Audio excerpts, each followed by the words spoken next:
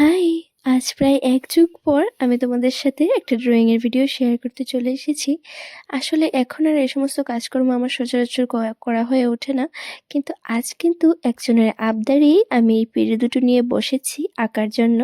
আসলে আমার হাসব্যান্ডের একটা ফ্রেন্ড মানে একটা দিদি আমাদের কাছে আবদার করেছে যে আমি যেন তার পিঁড়ি দুটোকে বিয়ের খুব সুন্দর করে এঁকে দিই, তার এবং তার বরের দুটো পিঁড়ি বিয়ের।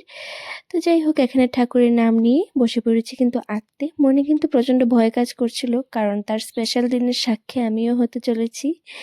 তো জানি না কতটুকু কি করতে পারবো, চেষ্টা করছি আরকি। আমি যদিও ততটা এক্সপার্ট নই, তবুও সে যখন আমাকে ভরসা করতে পেরেছে, আমি আমার প্রাণপণ চেষ্টা করব যেন পিঁড়ি দুটোকে খুব সুন্দর করে তার মনের মতো করে এঁকে দিতে পারি। যদিও সে কিন্তু আমাকে কোনো ডিজাইন বলে দেয়নি, আমি কিন্তু আমার মন থেকেই ডিজাইনটা করে দিচ্ছিলাম। শুধু এইটুকুই সে বলেছিল যেন মানে বউয়ের পিঁড়িতে বউয়ের মুকুট আর মানে বরের পিঁড়িতে যেন একটা বরের মুকুট হয়, আর বাকিটা যেন আমি আমার মন মতো করে দিই।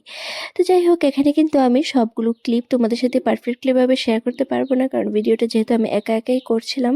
তো তোমরা প্লিজ অ্যাডজাস্ট করে নিও। তো এখানে দেখো বউয়ের মুকুটটা কিন্তু আমার আঁকা কমপ্লিট, আর এখানে আমি কিন্তু পান পাতাটা ডিজাইন করছিলাম। আর একটু কিন্তু তাড়াহুড়োর মধ্যে পিঁড়িগুলোকে আঁকছিলাম, কারণ আজ বিকেলেই পিঁড়িগুলো আমার কাছে এসেছে আর কালকেই ওকে দিয়ে দিতে হবে, তাই কিন্তু একটু মানে তাড়াহুড়ো ছিল। ও যদি কিছুদিন আগে আমাকে দিত, কয়েকটা দিন আগে, তাহলে হয়তো এতটা তাড়াহুড়ো মানে হতো না।